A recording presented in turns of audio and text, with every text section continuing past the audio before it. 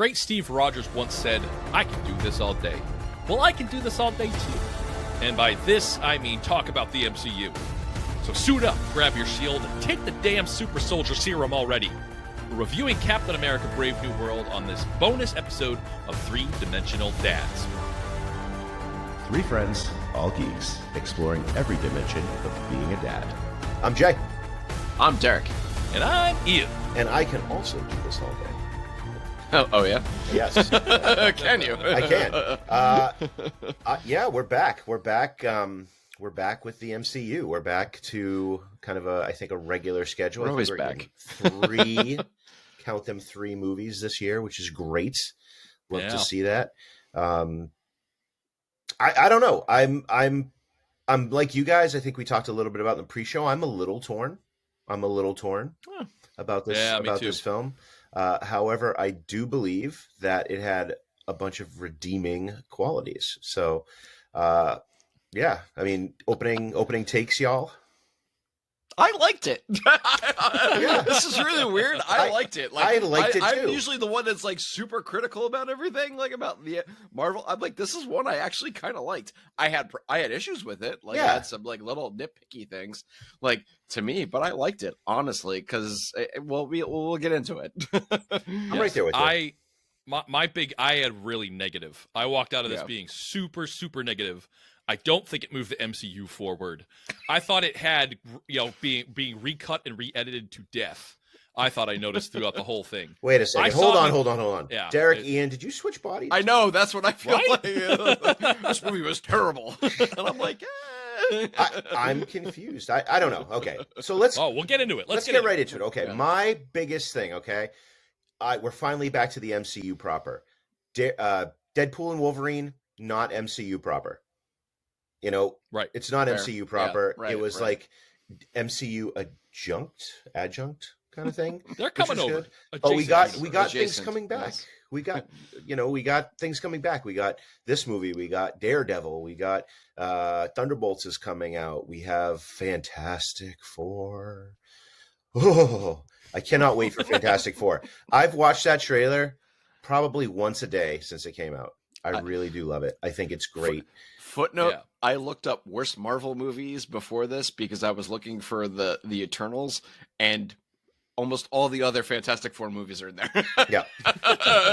They weren't great. They weren't kind of true to the spirit of Fantastic Four, but I think this, I know, we always have this thing about trailers and making sure we don't get too much stock in the trailer. I mean, think about, the Star Wars, sequels. Like the trailers were amazing and bangers, and then Ian's seething. You can't wait to talk about Rise of the Skywalker. No, but I think it's great. I think it's great to be back to the MCU, and I think it's great to be back to a schedule. I think that was what made the MCU kind of like the model franchise system, right? Like we got like 2 or 3 films a year. They continued the story. I think my second thing is that the callbacks to the Incredible Hulk with Samuel Stearns, the leader, right, who had the Hulk blood drip on him, and Betty Ross, Liv Tyler. I mean, come on. Like, I think it's great to have these tiebacks. I cannot wait to see when they put Liv Tyler and Mark Ruffalo in a scene. And she just kind of looks like, did you do something different with your hair or something like that? Because that's the MCU thing. When Rhodey changed, they called it out. This movie, they had the mustache thing. Yeah. Right. So, yeah, I mean, or Secret Wars, we get Edward Norton as the Hulk and Mark Ruffalo as the Hulk. Yeah, Eric Bana as the Hulk. Oh my God! You might want to explain what you mean by that, right? Because I mean, there were multiple Incredible Hulk movies prior to the Avengers, right? Correct. Just like those Fantastic in the audience Four that don't know. Yeah. And this movie was referring back to Edward Norton when he played Incredible Hulk. Right. Thanks, Dad. And it felt someone's like got to put the brakes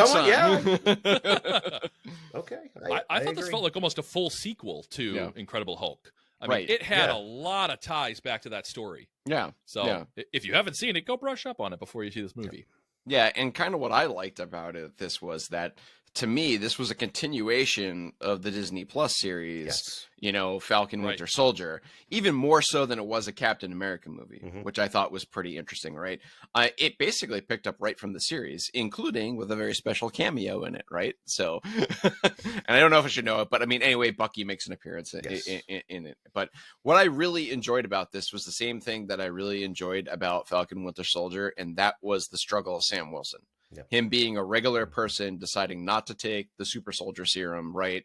And how he's dealing, having the burden of being Captain America, but also being a person of color, frankly, right? Mhm. And during this time when you had, Falcon Winter Soldier, there was a lot going on in our country, right? Yep. Where you questioned like identity and things of that nature. And I really loved how this movie picked that up. And I thought that was the best. To me, that was the heart of the movie. Well, and I really enjoyed that. Think about the whole Elijah Bradley, right? Being like a Captain America who fought in the Korean War and then was put away for 30 years and experimented on. I mean, we don't get too political on this show, but there's a lot of stuff about race and politics throughout that series and kind of this movie. Right. I think you can make a lot of parallels to presidential power and kind of international conflicts. Indeed. And that, that was like a kind of a sub thing that I really liked, is that for some reason it just worked out that like it kind of mirrored a lot of things going on. I mean, look, America wants some of Ukraine's rare earth minerals, adamantium, kind of a rare earth mineral. I don't know. So it's weird how things just kind of work out. I don't know, but you're right. There was definitely a cool political, social undercurrent for this, and Heavy is the arm that carries the shield. Yep, exactly. Yeah. So my favorite part of this is Anthony Mackie as an actor. I mean, I had problems with Sam Wilson's story, and I wish that this would take the next step from Falcon Winter Soldier, because I feel like Sam didn't, he's still doubting himself. I thought we solved that back in Falcon Winter Soldier, where he had that big speech where he goes, well, I am Captain America now, and I'm confident.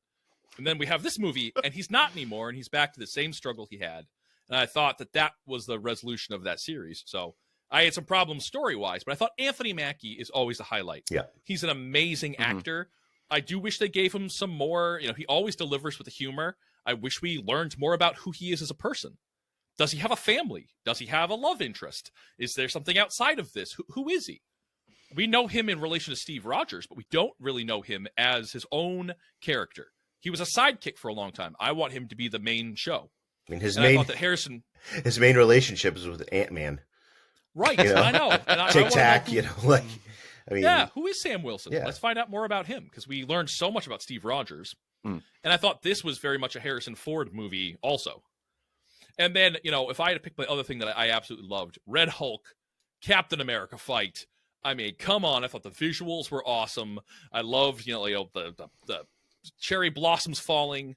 I do feel like if you got punched with holding a shield by a Hulk, your arms would be shattered, right? Vibranium, man. Vibranium. Well, the shield's going to be fine. Your forearms are toast, right? I mean, come on. You're fighting against the Hulk. Comic book movie. Well, right, but when they were fighting like Hulkbuster, the Hulkbuster armor was being torn apart by the Hulk. Yeah. Like Tony knew he needed that extra stuff. So I was a little bit like, I thought the fight was a little lost me for a second. It was really funny, actually, you mentioned that. Like, I feel this harkens back to some things in The Incredibles that, like, superheroes shouldn't do. And there's one scene where Sam and his partner, they pack up all this gear to go to this secret lab, and they don't bring any of it with them. Yeah. Just like, did they leave it in the truck? What are you doing? Like, wait, you're Captain America. Like, you only brought the shield. What about the suit and the wings and the whole thing? Like, you're a superhero now. Time out. Yeah. That's some of that editing stuff, too. They go into the lab, and it's like a 10-minute scene. It's daytime when they go in and nighttime when they come out.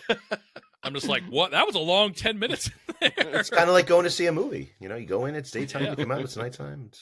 All right, Derek, what do you think? Are there anything else you think that could have been better? Oh, that could have been better. It's interesting to me because I just mentioned before that I really like the heart of this movie, but I feel like for a Marvel movie, this lacked some of the polish to me that other Marvel movies did. Even right from the get-go, I had problem with there were no opening credits. Usually a lot of these Marvel movies have like some kind of like opening credit thing scene, and it was just oh, we're right in the story. I'm like, okay, what's going on? Like, I was totally confused. I didn't really, I was like, sure, okay, like we're in it. And the stinger at the end was like really, to me, disappointing. Yeah. I think in general, though, I had a problem more so. This is like the opposite of Deadpool Wolverine for me. That had all the polish, had the fancy fight scenes, had all the special effects. To me, this was lacking that. I wasn't really impressed with the fighting choreography. I think he did the same move where he cut something in half with his wings like 3 times in the movie. Yeah. Right? Yeah, I thought the same you know, thing. Yeah. And I was kind of like, to me, that was surprising because it was almost like, did they make this on the budget of a TV series compared to some of the other Marvel It was kind of like a movies? half brother of the fight scenes in Winter Soldier. Like it was, Right. it had that feel, but the fight scenes weren't up to that kind of level. Yeah, I even felt like some of the combat was kind of slow, and I was just like, oh, okay. I did appreciate, you know, the scene at the end with the cherry blossoms and whatnot, Yeah. but just in general, though, I just felt it was kind of not all like the choreography. It just lacked that certain Marvel polish that I think that we're all used to, like with some of the bigger movies. Yeah. And to me, that was my issue with it, right? Other than the heart of, I think, Sam Wilson, a lot of the story really just was like, okay, it was like, all right, sure. Like I didn't get how it tied to like the whole universe in a lot of ways. Okay, we have adamantium, but it's more a global crisis that we're solving rather than and the bad guy was weird. It was like, who was the bad guy? Like the leader ended up being the bad guy, but yeah, the Serpent Society, they didn't do anything with that either. I should have put that in my. I just thought of that. Like they really didn't do too much with the Serpent Society. They didn't, or the leader. I mean, I thought the leader was going to be 2 or 3 steps ahead at every time. Right. And he didn't seem to really be. I don't know what his point was. Like he certainly said it. Yeah. Exactly. They said it over. I know they did explain this a lot. You know, they at the end of some scenes they would recap. So here's what just happened. This was the leader's plan, and here's why he did it. I was like, this is for the kids, but yeah. Which I thought Falcon Winter Soldier show felt much more mature in its storytelling with that, where this kind of felt like for bigger audiences. Yeah. So another one of the things that I had an issue with is I need to stop watching so many trailers because I thought like 95% of this movie was in the trailer. And when you see a trailer, you never know. Are we getting Act 1? Or are we getting scenes from Act 3? Right. The trailers had Red Hulk in it. And then they teased Red Hulk throughout this whole thing. Was, what gamma pills he's taking? What? His hand gets red. He starts to get angry. Yeah, we already know. It's you know what's funny? TV shows, like limited series, have been doing that excellently. Like the Acolyte, you only saw something from the first 2 episodes, maybe something in the 3 out of all 7 or 8. Exactly. Falcon Winter Soldier was the same thing. The Walking Dead, they used to do that for each season. For Daredevil, I think we've only been getting the first couple of episodes. I hope. But yeah, like the movie trailers, you know, it is. I think you said before something about the shark in Jaws. Yeah, like this is like if they put the shark on the poster. Right. Like the whole thing about Jaws is that you didn't see the shark until like the last half hour. And they tease and like the tension's not there if you've already seen it. Yeah. Right. So my other big thing, I thought the Celestial storyline, the Tiamat storyline was wasted. Where like I saw in the trailer, again, they're dealing with this. They're flying around the Celestial. This is what it's about, adamantium. I was hoping we get to see where does the adamantium come from. They mentioned research centers in there. I want to see this stuff. Who got in there first? Where are their battles? And on the Guardians of the Galaxy, their home base is called Nowhere, and it's the head of a Celestial. Yep. And they're like mining the brains, and like it's crazy. I thought we were going to get something like that, and we got none of it. We stayed far from the Celestial. Like, you know, they fought over adamantium a little bit, but I thought all of that's what I thought I was coming to see. And we wound up not getting any of that, which then I thought made the post-credit scene hurt. To not have a better stinger that's where I thought now we'll have a clearer picture of where the MCU is going. I don't think we'd ever go to war with Japan either. That is like, I mean, come on. Well, I mean, they probably weren't going to do like China or Russia. Yeah. But it's a weird combination of countries. It was Japan, India, France, and America. Right. And it's in the ocean. Where's Namor? Right. I mean, where are the Wakandans who are there like the vibranium? Right. Well, they did make a little thing about that when Ross was talking about adamantium at the White House. he mentioned like this metal isn't going to be hidden behind some reclusive country or something like that. So it's like throwing shade at the Wakandans. Yes, but you're right. Like this is a huge deal. Like Adam and we joke about that since the Eternals, no one's been mentioning the giant thing in the ocean. Like you think that would be in the news more. Yep. Right. I had a giant thing in the movie. I had a kind of, I don't know if it's a problem with it. I think I know why they did it, but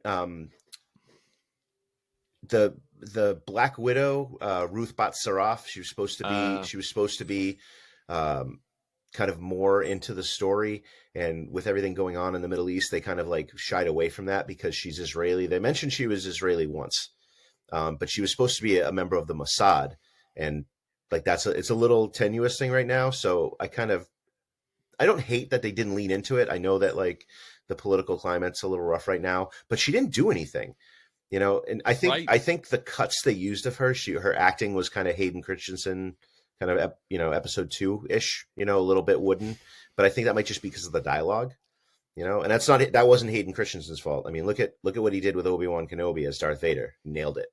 Right. Oh yeah. I think she could have used a little bit more something to do. I mean, she's a former Black Widow, right? We've had. I think that's cutting room floor. I thought that a lot. Where they're like, come back. Like the scene she's in, or just a couple. You're like, why have her be a Black Widow if you're not going to use that at all? Seth Rollins, the WWE superstar, he had a whole role as part of the Serpent Society, and they cut it. He was gone. Yeah. And speaking of missing characters, where was Black Knight and Blade? Like that's another thing from the Eternals. Like, where are these characters? Like, it was supposed to be so important that Blade was sneaking up behind the Black Knight talking about the sword. Like, I guess they couldn't. I mean, even if they haven't made the Blade movie yet, couldn't they do something? Like, even mention it in a news story? Like, it as we're back. Like, my positive was like, we're back to the MCU, and my negative is kind of like, we're not back to the MCU. Are we back to the MCU? Like, I know. Where's some of these loose ends tying up? But other than that, I didn't have crazy problems with it, but I mean, hopefully it does push the MCU forward in hindsight, in retrospect, as we look back on it. Right. That's what I'm hoping, because the president in this is Thunderbolt Ross, and the next movie is named The Thunderbolts. Asterisk. Right? So I wanted more connection with that. I feel like it was like a pretty cold, and I want to know how these connect. Yeah. I kind of assume they do, because like the President Red Hulk is the name of the next movie. I wonder how these, are they the Avengers that he asked Sam Wilson to assemble? No. Is that it? Right. I thought maybe we'd get him talking to someone else about the Avengers Initiative. If I was doing a stinger, that would have been great. I would have had him go to Kate Bishop, right, or whoever you can get, Cassie Lang, or well, those are all the Shang-Chi. Young Avengers. They're doing a whole new thing with Young Avengers. So what Avengers team is he talking about? Are we talking New Avengers? Right. Are we talking Teen Avengers?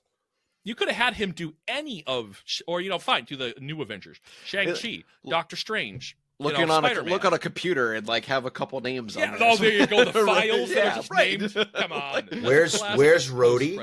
Rhodey was a Skrull, right? We're waiting for where's Doctor Strange and all this. Captain Marvel. Where are these people? Where's Ant-Man?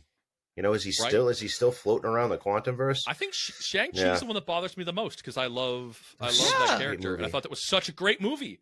I thought it was hilarious. Give me more Aquafina. Yeah. She was the comedy glue that held that movie together, I tell you. Yeah. Yes. And so I was just hoping we'd have some clearer picture of this. Adamantium. Yes. Right? One of my favorite characters was Wolverine, or is Wolverine. Oh, of course. Yeah. Now we have Adamantium. Okay, kids, let's go. Like, what can adamantium do? How are we going to use it? He said, we can make it into missiles and guns and ninja stars and whatever. Like, they can do all this stuff with adamantium. Nothing. It was a sample of metal in a tube. Like, bring me more of that in the next movies. I don't know if Thunderbolts is going to have anything in it. You might get it in Fantastic Four if they spend any time in this, whatever Earth version this is. But, adamantium versus vibranium, this is the technology thing I love about what they've done throughout the last 20 years or so of Marvel, is that like they've made real world technology in a future kind of way. So I want to see more adamantium hopefully coming at least sometime this calendar year. Me too. I know they keep teasing stuff that was tough. Derek, you're up. Where do you think the MCU is going, sir? I'm assuming, I mean, we have adamantium now, that we were going to have some larger tie-in to X-Men, and we had this mutant bad guy, right? That, enhanced brain and everything, right? So I was hoping that maybe I'm kind of confused. Why didn't they do this before X-Men Wolverine? Deadpool Wolverine, right? So I'm kind of hoping maybe Disney's forked out a lot of money to Fox to do X-Men movies. I thought we would be having some crossover stuff, talking about Avengers and X-Men kind of like crossing over and doing those kinds of stories and stuff. So I have a feeling though that the Eternals really screwed this up somehow. That was just such a bomb that they're still trying to rearrange all these wires to make this make sense somehow. I don't know. So I'm going to go off script for a second. Uh-oh. All right. We have a little bit of time left. So here's a question we can talk about for about 5 minutes. Has Kevin Feige lost his fastball? Ooh. Well, I don't know. I mean, supposedly there's a plan, right? I mean, you got Doctor Doom now. I mean, so I don't know. I think the Kang the Conqueror plan changed, and I think they've had a couple of these where either a movie fails, so they put a lot on Eternals. They stacked that cast. Yes, they did. And then it fell flat. Yep. And then, they've had things not work out, or they've had actors that aren't returning and they won't recast. So, yeah, I mean, I think we've had a lot of – how many movies deep are we? Superhero fatigue gets 30, thrown around every time. Yep. Right. 30-something? We are deep into these. I'm getting tired. I mean, I saw this and I went like, this is not anything new or fun or different. I think Fantastic Four is going to be. I look at that and go, that's awesome. I thought the Amazing Spider-Man TV show that's on right now, the animated one on Disney Plus, is awesome. It has to be fun. It has to be fresh. It has to be something different. And this just felt like, taking the MCU and putting it in a blender. Yeah. This kind of had not a lot of personality to it, not special stuff. So the question though, is it Kevin Feige losing his fastball, or is it he's just had to kind of like patch things up like through a whole comedy of errors? Like percentage wise, like I think a lot of it is on Kevin Feige. He's the final guy, right? He's the final boss. He makes the decisions about everything. He's the manager. Right? Yeah. So I mean, we've had a couple of hits and misses. More so in this part. I mean, look, they even made a joke about it in Deadpool and Wolverine. You're entering at a low point. Nice Pool was like, I thought the Eternals was pretty good, or something like that. Or it's been steady since the Eternals. Like, I mean, that's Kevin Feige getting poked with a pitchfork. And Deadpool told Wolverine, he's like, you're entering at kind of a low point. Yeah, they knew it. But I think you're right. I think the whole Jonathan Majors Kang kind of debacle made them have to make a hard left. I think the fact that Eternals really didn't play to anyone was big. The fact that we had COVID, I mean, but also, why tease adamantium when we know? I mean, they've told us Secret Wars and Fantastic Four and Doomsday. Like, we know what's coming, and it's not. I mean, X-Men's really far out still. Yeah, you're teasing a thing that like they have announced is just way, way off. Because the Eternals was so bad, they had to figure out how to put the Celestial back in. Yeah, right. Like this is kind of the thing that James Gunn is going to get maybe 10 years down the line when he works with Superman and Batman. He brings that kind of DCU together, right? Like he's going to have to make some decisions about how to put this thing forward. We're talking about this like this matters to like the entire world, like the zeitgeist of it. No, I think I think it's as a movie fan, this is long form storytelling like we have never seen. Yeah, I mean this is a giant experiment. I am surprised they've pulled off as much as they have. I know. I thought Endgame was such an achievement. That's an outlier. That's so special. Now we're seeing, boy, is it hard to make movies or make good movies. It is 17 years, and it might. And it might be hard to do that continuation, that have that expectation and line that all up like they did the first time. And Star Wars is having that problem too. Absolutely. Like, tie things in, stay away from the Skywalkers. Like they're struggling in the same way of like, but comic books have done this for decades. They've figured out how to do this. And sometimes you etch a sketch and you get new 52. Yeah, you end one run and start anew. But like that's that's the problem we were having with other comic book movies. Like how many Spider-Mans, how many Batmans?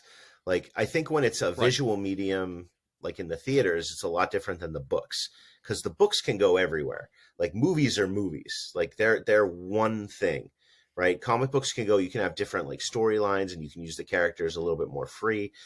Like because of licensing and all that stuff, like we're locked in.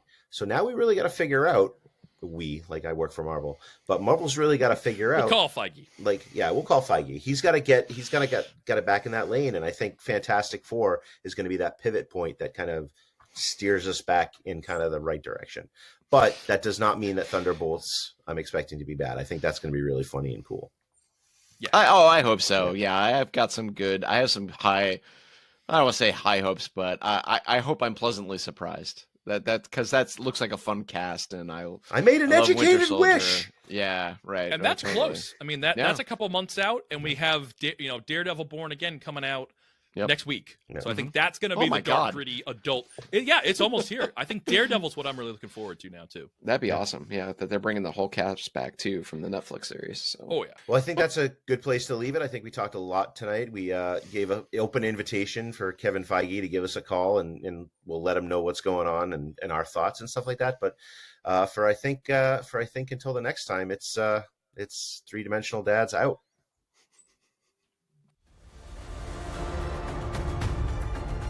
Thanks for joining us for our review of Captain America Brave New World.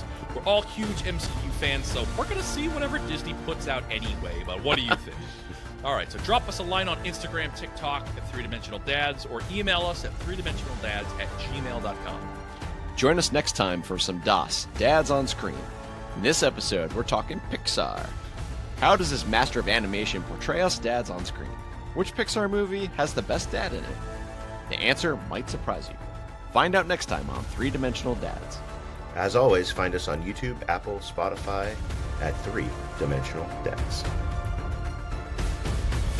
Exploring fatherhood in the next dimension.